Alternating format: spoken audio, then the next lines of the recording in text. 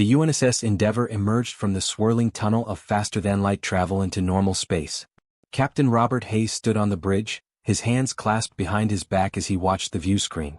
3 enormous alien ships appeared around them, each one 5 times larger than his vessel. "They're hailing us, sir," said Lieutenant Emma Clark from the communication station. Her fingers danced across her console. Running it through the translator now. The message that came through was short and cold. The alien ships identified themselves as Valerian Imperial Guard. They called the Endeavour a primitive vessel and ordered it to power down all weapons immediately. Robert frowned. Primitive? Thomas, what are our reactor readings compared to theirs? First Officer Thomas Grant checked his instruments and shook his head in disbelief.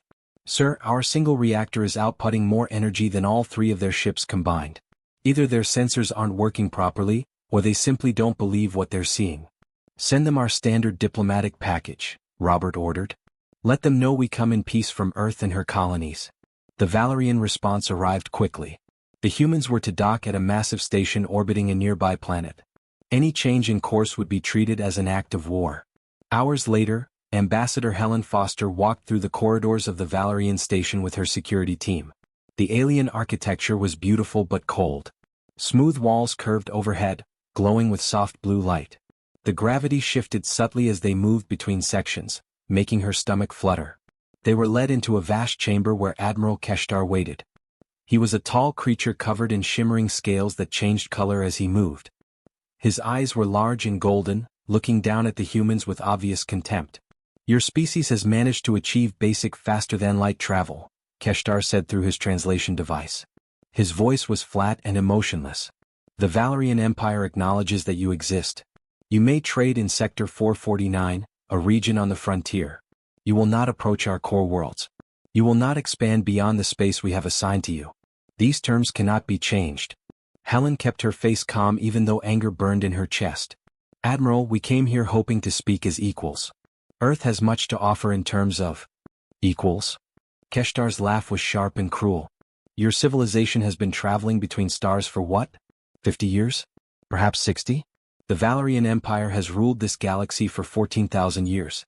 We have forgotten more about the universe than your species will ever learn. You are not our equals, Ambassador. You are children who have just learned to walk. We are permitting you to survive. Nothing more." Helen felt Lieutenant Daniel Brooks tense beside her. She put a gentle hand on his arm, warning him to stay calm. "I believe you may be underestimating what humans are capable of," Helen said carefully. Keshtar waved a clawed hand dismissively. "Your ship's power readings are clearly errors in our sensors. We have studied your technology.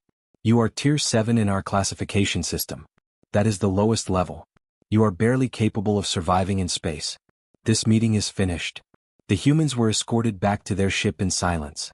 Helen's face was red with suppressed fury. Daniel walked with his fists clenched at his sides. 2 hours later, as the Endeavour was leaving Valerian space, alarms screamed across the bridge. 4 ships just dropped out of FTL, Emma called out urgently. They matched the signature of known pirate vessels. They're powering up weapons. Robert moved to his command chair with practiced calm. "Battle stations. Thomas, activate point defense systems." "They're sending a message," Emma said. "They want us to surrender all cargo and give them our passenger list." "Tell them no," Robert said simply. The pirate ships fired. 4 bright streaks of plasma tore through space toward the Endeavour. What happened next took less than 4 seconds. The Endeavour's defensive grid came alive. Dozens of small railguns tracked the incoming torpedoes with inhuman precision. Laser arrays joined them. The plasma weapons exploded harmlessly, turned into clouds of glowing gas. Before the pirates could fire again, the Endeavour's main railguns fired. 3 solid slugs of tungsten, each one accelerated to incredible speed, punched through 3 pirate ships. Metal screamed and tore. Explosions bloomed silently in the void. The 4th pirate tried to run. A spread of missiles caught it before it could escape. The ship came apart in a flash of white light. From first shot to complete victory, 3.7 seconds. Robert turned to Emma. "Send a recording of that engagement to Valerian Station. Include our compliments." On the station, Admiral Keshtar watched the recording again and again. His hands shook. His tactical officer stood beside him equally shocked. 3.7 seconds, the officer whispered. "Our best squadrons would need 3 minutes to achieve the same result, if they could do it at all." Keshtar stared at the frozen image of the human ship on his screen. Small. Simple in design. Unremarkable in appearance. But the power it had just displayed was beyond anything he had expected. "Those aren't sensor errors," he said quietly. "Send a message to High Command immediately. Priority Alpha classification." He took a long breath, feeling the weight of his mistake settling on his shoulders. "Tell them we have seriously underestimated these humans. Tell them we may have just made a catastrophic error." 6 months had passed since humanity's first contact with the Valerian Empire. In that time, Earth had established 3 small colonies in the frontier region they had been assigned. The colonies were modest but growing, filled with families eager to start new lives among the stars. But trouble was brewing at the borders of Valerian space. The Kryn Horde, a rival empire from the Galactic East, had begun testing Valerian defenses with increasingly bold raids. Ships were disappearing. Outposts went silent. The Valorians needed more vessels to patrol their borders, but they refused to pull ships from their core worlds. Their solution was simple and arrogant. They would demand tribute from the species under their protection. The humans, being new and supposedly weak, would be perfect cannon fodder. The message arrived at Earth Command on a Tuesday morning. The Valerian Empire required humanity to send military vessels to assist in border defense. It was not a request. It was an order. Captain Maria Bennett received her assignment 3 days later. She stood on the bridge of the UNSS Defiant, a frigate-class warship, and read the orders with growing irritation. Her ship was being attached to Commander Thessa's fleet, a force of 20 Valerian warships tasked with hunting Kryn raiders.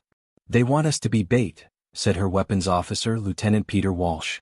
He was a stocky man with red hair and a perpetual scowl. "They'll put us out front and let the enemy shoot at us while they flank." "Probably," Maria agreed. She was a tall woman with dark hair pulled back in a tight bun. Her eyes were the color of steel. "But we follow orders.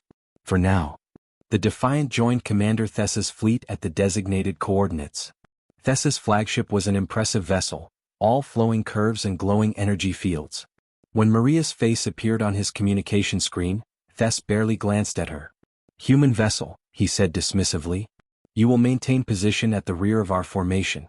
When we encounter the enemy, you will provide suppressing fire and nothing more. Do not attempt any independent action. Your primitive weapons systems might accidentally hit our ships." Maria's jaw tightened, but she kept her voice level. "Understood, Commander." "I doubt that," Thess muttered, cutting the connection. Peter looked at his captain. "Permission to speak freely? Go ahead." "He's an idiot." Maria allowed herself a small smile. "Noted." 2 days later, the fleet detected a group of Kryn raiders attacking a mining colony. 15 enemy ships were stripping the settlement, loading stolen or onto their vessels while the colonists hid in shelters underground. Commander Thess deployed his ships in a standard defensive formation. His vessels moved slowly, their energy shields glowing as they advanced. The battle began with an exchange of long-range energy weapons. Bright lances of coherent light stabbed through space. Shields flared and flickered. "Human vessel, fall back to minimum engagement range," Thess ordered. "You are too fragile for close combat." Maria looked at her tactical display. The Valerian ships were trading shots with the Kryn raiders, but neither side was gaining an advantage. The Kryn vessels were faster and more maneuverable. They darted between the slower Valerian ships, concentrating fire on one target at a time. "Ma'am, we could end this in 2 minutes," Peter said quietly. Maria made her decision. "Helm, full acceleration. Bring us into knife-fighting range." "Captain, Commander Thess ordered us to," her helmsman began. "I know what he ordered," Maria interrupted. "But those colonists don't have 2 hours while Thess plays it safe. Execute." The Defiant surged forward, her engines burning bright. The frigate was smaller than any ship in the battle, but she moved like a predator that had spotted prey. Thessa's voice exploded over the communication channel. "Human vessel, what are you doing? Fall back immediately." Maria ignored him. "Peter, weapons free. Target the 3 ships hitting that Valerian cruiser on our left. Full spread." The Defiant's railguns opened fire. Solid slugs of metal, accelerated to incredible velocity, punched through the first Kryn ship's shields as if they weren't there. The ship came apart in a silent explosion. The second raider tried to evade, but kinetic missiles bracketed it from 3 sides. It died in a ball of fire. The third Kryn ship turned to face this new threat.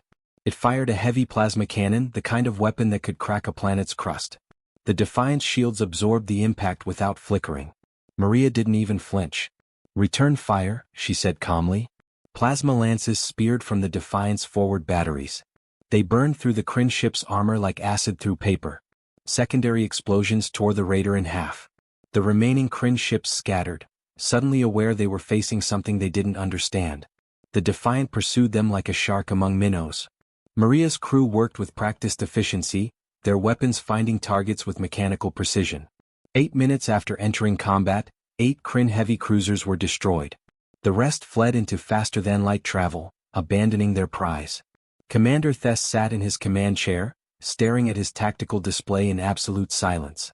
His tactical officer, a young Valerian named Kess, pulled up the combat data with trembling hands.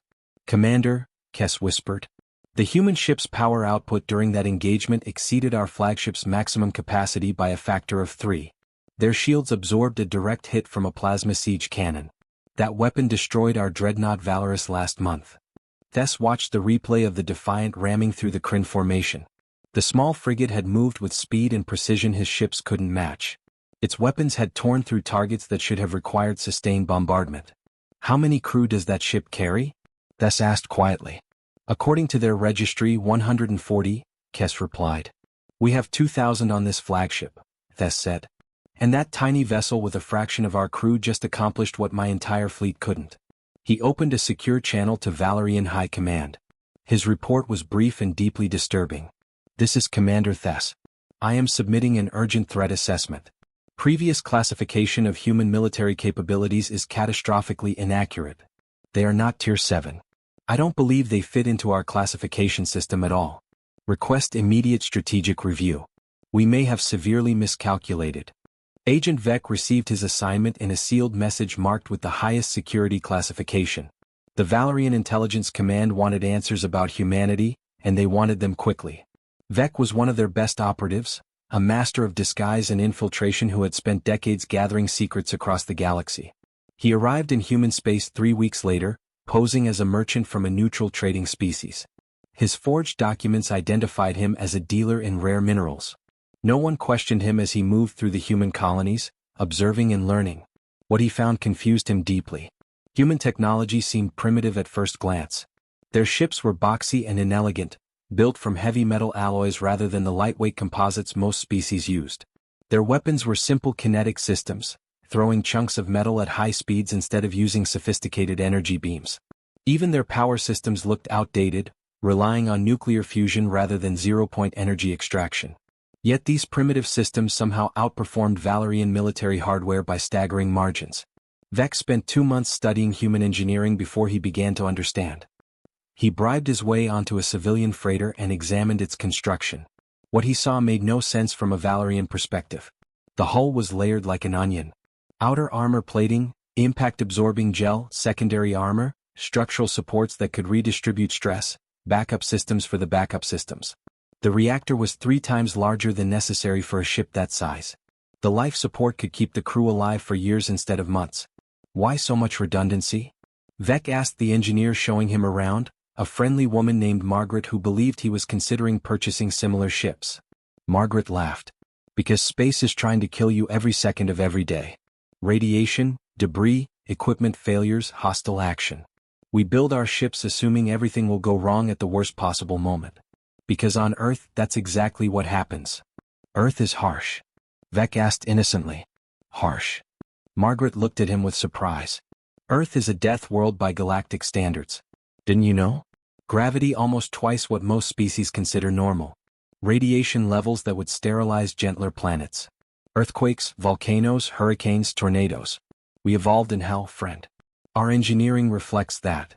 Vec filed that information away and continued his investigation. His breakthrough came when he witnessed a military stress test. He had tracked the UNSS Thermopylae, a destroyer-class warship, to a testing facility in deep space. Using a concealed observation drone, he watched from a safe distance as the humans put their ship through trials. The test crew fired sustained railgun bursts at the Thermopylae while it was stationary. Impacts that would have shattered Valerian armor barely scratched the human vessel. They detonated proximity mines that produced electromagnetic pulses strong enough to disable most ships. The Thermopylae systems flickered briefly, then rerouted through backup circuits. Then came the stress test that made Vec's blood run cold. A human admiral's voice came over the testing channel. Thermopylae, prepare for maximum combat acceleration. Simulate evasive maneuvers under fire. The destroyer's engines flared to life. The ship moved with acceleration that would have crushed most species into paste. It spun, dove, climbed, all while maintaining weapons lock on multiple drone targets. The G-forces involved should have killed everyone aboard. Vec checked his instruments 3 times. The crew inside that ship was experiencing forces that would liquefy Valerian bones. Yet their communications remained calm and professional. He had to know more. Vec carefully arranged a meeting with a human engineer named Thomas Rivers, offering to purchase technical specifications for commercial purposes. Thomas was happy to talk over drinks at a station bar. Your ships seem built for extreme conditions, Vec observed carefully. More so than most species require. Thomas nodded, sipping his drink. That's because we don't build ships to explore the cosmos, friend. We build them to survive anything the universe can throw at us. But why such extremes? Thomas set down his glass and looked directly at Vec. Do you know what Earth is like? Real gravity that makes you work for every step. An atmosphere that corrodes metal. Weather systems that can flatten cities. Tectonic plates that shift and crack. And that's just the planet. Humanity spent 10,000 years fighting wars against ourselves. We learned to build things that could survive nuclear weapons, chemical attacks, biological warfare, and enemies who knew exactly how to break our equipment because they designed theirs the same way. He leaned back in his chair. When we finally got to space, we didn't need to learn how to build tough ships. We already knew. We just scaled up what we'd been doing for millennia. A ship that can survive Earth's orbit can survive just about anything. Vec felt a chill run through his body. Your entire civilization was forged in constant conflict? Pretty much, Thomas agreed. Earth didn't give us a choice. We evolved on a planet that was actively trying to kill us, and we built a civilization where different groups spent thousands of years trying to kill each other. We got very, very good at survival engineering. Vec's mind raced through the implications. Valerian ships were designed for efficiency and elegance, built by a civilization that had known peace for thousands of years. Human ships were designed by survivors who assumed everything would try to destroy them. That night, Vec composed his report to Valerian intelligence. His hands shook as he typed. Subject, Human Technology Assessment. Priority, Critical. Human engineering principles are fundamentally different from galactic standard. Their technology appears primitive but achieves superior results through massive overengineering and redundancy. Root cause identified. Humans evolved on a Class 12 death world with extreme gravity, radiation, and geological instability. Their civilization developed through constant warfare. Every human design assumes maximum hostile conditions. Their civilian freighters are built to military specifications that exceed our warship standards. Their actual warships are beyond current threat assessment models. He paused, choosing his next words carefully. Recommendation: immediate diplomatic elevation to prevent conflict. Alternative recommendation: preemptive subjugation before humans realize they possess overwhelming military superiority. Time window for second option is closing rapidly as more human ships enter service. Current human shipbuilding rate exceeds Valerian Imperial Navy construction by factor of 7. Vec encrypted the message and sent it through secure channels. Then he sat in his quarters, staring out at the human shipyard visible in the distance. Dozens of warships were under construction, each one a testament to humanity's violent past and uncertain future. The galaxy had been at peace for so long it had forgotten how to build weapons of war. Humanity had never stopped. The Kryn horde came without warning. 200 warships dropped out of faster-than-light travel at the Valerian border and began their assault. Within 6 hours, 3 Valerian fortress stations were destroyed. Within 12 hours, the border defenses had completely collapsed. The Valerian emperor sat in his private chambers, reading casualty reports with growing horror. His generals estimated they would lose a quarter of their territory within 2 months. Perhaps more. The empire that had ruled the galaxy for 14,000 years was being torn apart. He had only one option left, though it burned his pride to consider it. Send a message to the humans, he told his aide quietly. Request immediate military assistance. Offer them whatever they want. Admiral Keshtar, the same officer who had dismissed humanity 6 months earlier, was chosen to negotiate.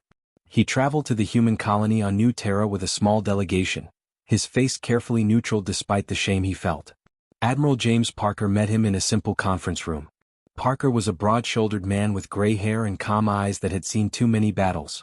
He listened to Keshtar's request without interruption. "You want our help?" Parker said when Keshtar finished. It wasn't a question. "Yes," Keshtar admitted.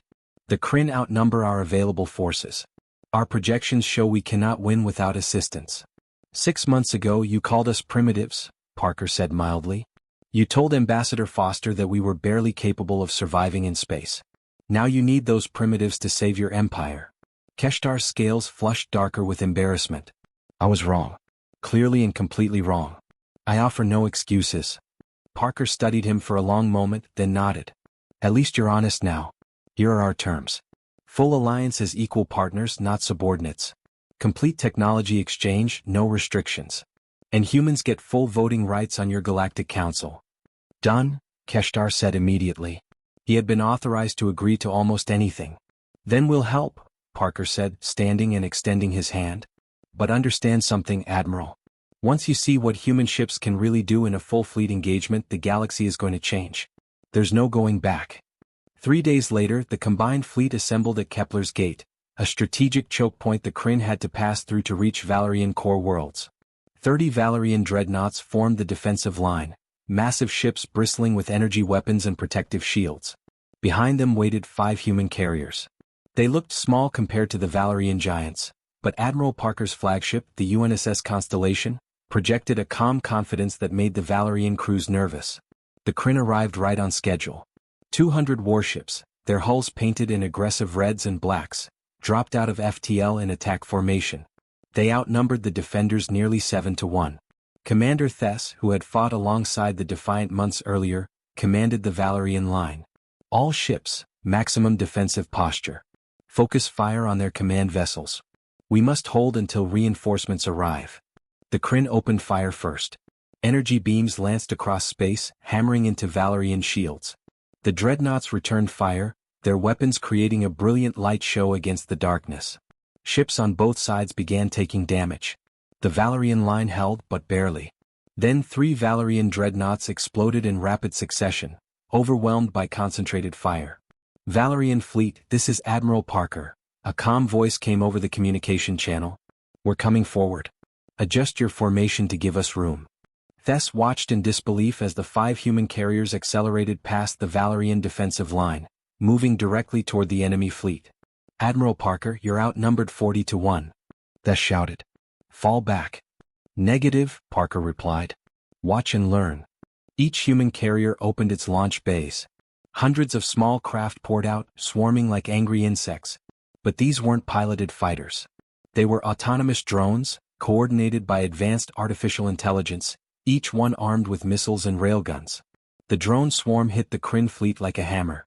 They moved with inhuman precision, targeting weapon systems and engines. Kryn ships fired wildly, trying to hit the small, fast-moving targets. A few drones died, but for every one destroyed, 3 more took its position. Then the human carriers themselves entered weapons range.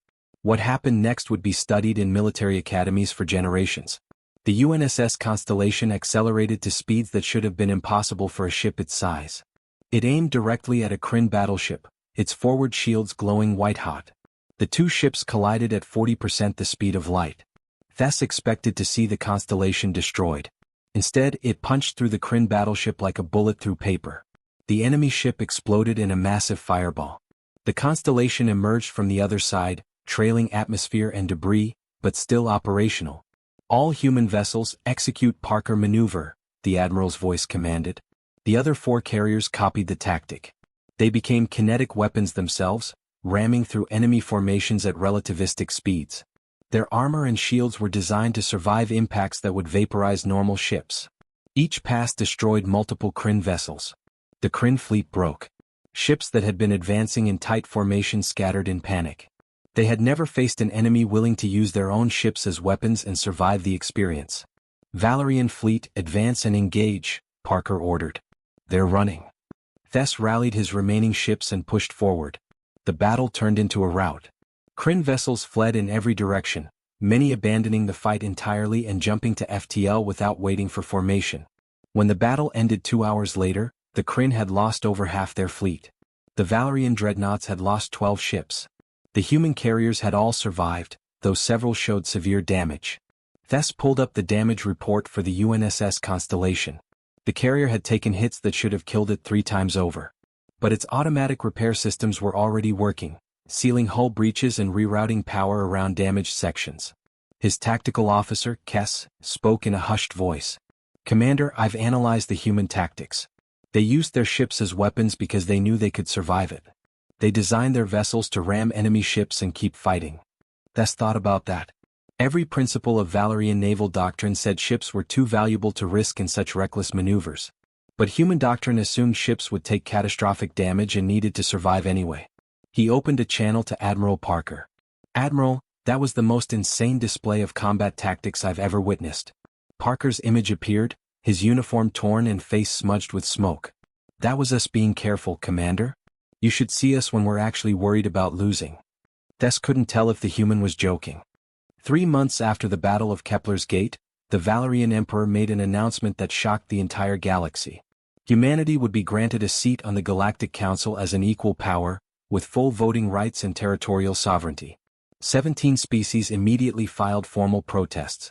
The Helixian ambassador was particularly vocal, claiming the decision made a mockery of thousands of years of galactic tradition. The council chamber was enormous, a circular room with seats arranged in tiers rising toward a domed ceiling that showed the stars beyond. Representatives from 43 species gathered for the emergency session, their voices creating a buzz of angry conversation. Ambassador William Cross entered the chamber with a small human delegation. He was an older man with silver hair and calm eyes that missed nothing. He took his seat in the newly installed human section without fanfare, waiting patiently for the session to begin. The Helixian ambassador, a tall being with crystalline skin that refracted light in rainbow patterns, stood to address the council. His voice rang out clearly across the chamber. "This is an outrage," he declared. "Humanity has been spacefaring for less than a century. They have contributed nothing to galactic civilization. Their victory at Kepler's Gate was luck against an inferior opponent. The Kryn are barbarians barely worthy of the name Empire. Any competent military force could have defeated them." Murmurs of agreement rippled through several delegations. William stood slowly. The chamber fell silent, curious to hear how the human would defend himself. "Ambassador," William said politely, "you're absolutely right about one thing. We are new to space. We've only been traveling between stars for 62 years. But I'd like to correct your assessment of Kepler's Gate." He pressed a button on his data tablet. A holographic display appeared in the center of the chamber, showing technical specifications that made several species gasp. "This is the UNSS Indomitable," William explained. "Our newest supercarrier class. She masses 4 times more than any ship currently in service with any galactic power. Her armor is layered composite ablative design, proof against any known weapon system. Her reactor output exceeds that of a Valerian dreadnought by a factor of 8. The hologram rotated, showing the massive vessel from all angles. It was brutal in its simplicity, a wedge of metal and weapons with no concession to aesthetics. "Her main railgun battery can punch through a small moon," William continued calmly. "We tested it last month. The footage is available if anyone doubts this claim." He pressed another button. The hologram changed to show test footage of the Indomitable firing on a captured asteroid. The railgun slugs hit with such force that the entire asteroid shattered, breaking apart into tumbling fragments. The chamber was absolutely silent now. "We currently have 20 vessels of this class under construction," William said. "They will be operational within 18 months. We're also building 45 heavy cruisers, 90 destroyers and over 200 support vessels. Our shipyards orbiting Earth, Mars, Europa and Titan operate continuously." The Valerian Emperor leaned forward in his throne. "Ambassador Cross, that construction rate seems impossible for a single government to sustain." William smiled slightly. "That's because it's not a single government, Your Majesty." The chamber erupted in shocked voices. William waited for silence before continuing.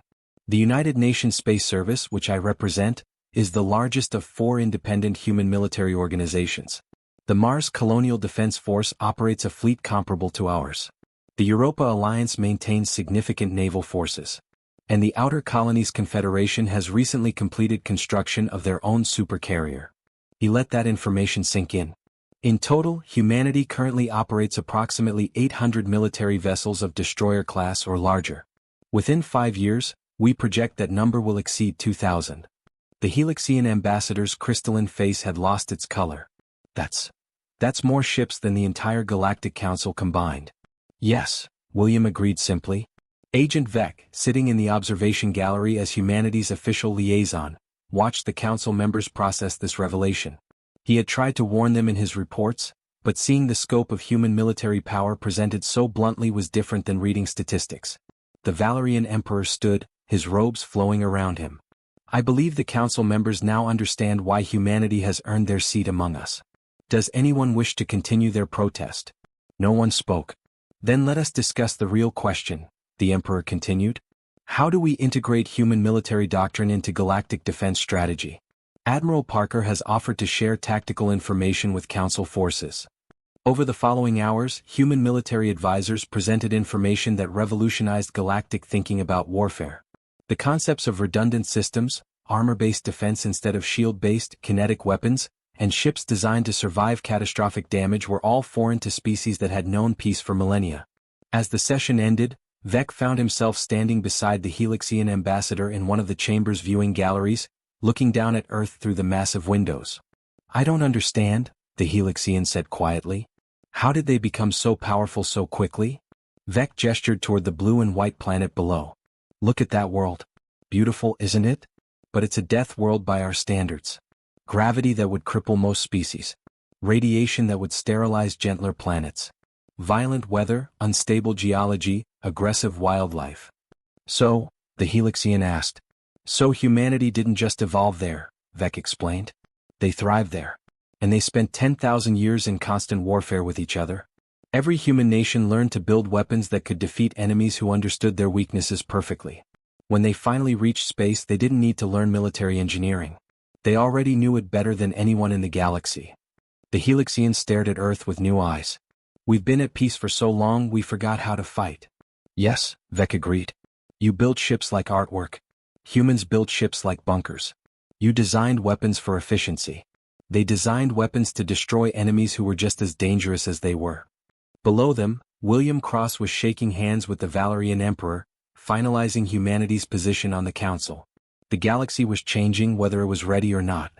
The Council thought it had discovered primitives, Vec said softly.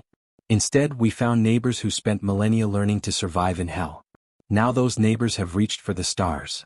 The Helixian ambassador looked at him. What happens now? Vec smiled grimly. Now we learn from them. Or we get left behind. On Earth, in shipyards orbiting the planet that had forged humanity in fire and violence, workers were already building the next generation of warships. The galaxy would never be the same.